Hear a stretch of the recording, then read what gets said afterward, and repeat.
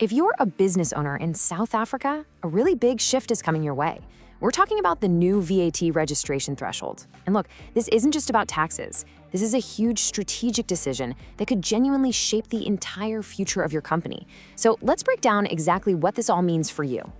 Okay, so here's how we're going to tackle this. First, we'll look at the glass ceiling, the old system created for so many businesses. Then we'll dive into the new rules. After that, we'll weigh up the immediate wins against some pretty serious hidden risks. That's going to lead us to the big question. What is the right strategy for your business? And we'll wrap it all up with a final thought on how to structure your business for the growth you really want. For well over a decade, small business owners across South Africa have been running into the same frustrating wall, a kind of glass ceiling on their growth. And the reason for it? A single number, 1 million rands.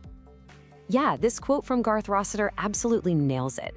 The old 1 million rand threshold, which hadn't changed since 2009, was putting entrepreneurs in a really tough spot. You had to choose. Either keep growing and face a mountain of admin, or you deliberately put the brakes on your own success. But that glass ceiling? Well, the good news is it's finally been smashed. So let's take a look at the new landscape and what these new numbers are actually going to mean for you in the real world. So yeah, this has been the reality since 2009. That 1 million rand figure was just frozen in time, and it was completely out of step with inflation and the real cost of doing business today.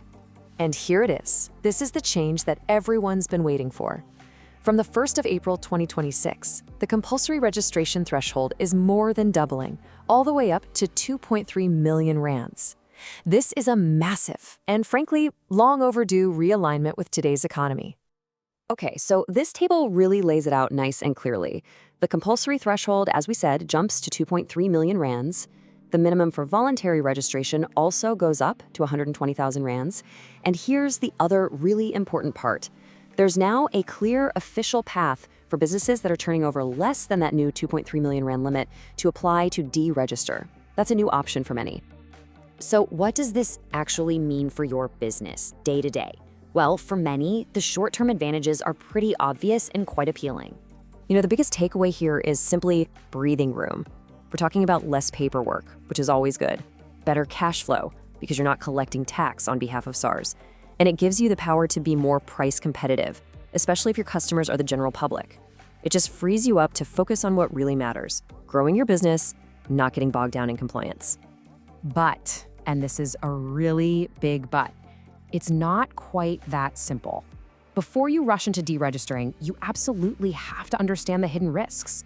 These are things that could really catch you by surprise. So what are these financial traps that you need to be watching out for? Let's get into it. It really comes down to two major risks. First, and most obviously, you lose the ability to claim back that 15% input VAT on all your business expenses, and that can add up fast. But the second risk, and this is the one that so often catches people out, is a pretty nasty one-off tax bill called exit VAT. Now this can be a huge shock to the system. Exit VAT is basically a final tax you pay to SARS on the value of your business assets at the exact moment you deregister. So for example, if you own a delivery van worth 200,000 rands and maybe some equipment worth 50,000 rands, well, if you deregister, you could suddenly be hit with a tax bill for 15% of that. That's a 37,500 rand cash payment you probably weren't expecting.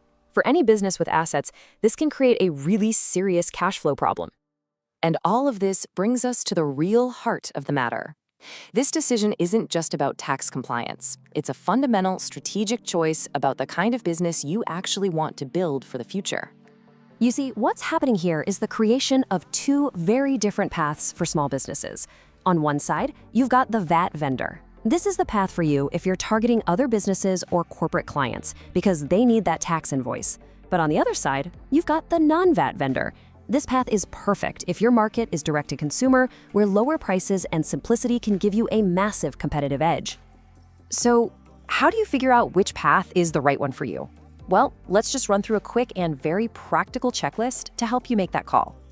Okay, it's pretty straightforward. Just ask yourself these three things. Number one, who are my customers? Are they other businesses that need tax invoices, or am I selling to the public?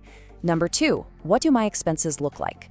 Do I have high input costs where claiming back that 15% VAT is a really big deal for me? And number three, what's my ultimate goal? Am I trying to get into corporate supply chains, or do I want to be the go-to provider in my local consumer market? Your answers to these questions will point you in the right strategic direction. This is exactly why at OptiGrowth, we don't just see this as a tax update. For us, it's a much bigger conversation. It's a conversation about the very architecture of your business and how you're setting yourself up to scale effectively. This quote really sums it up perfectly. On the one hand, it's administratively progressive. It makes life easier for a lot of people.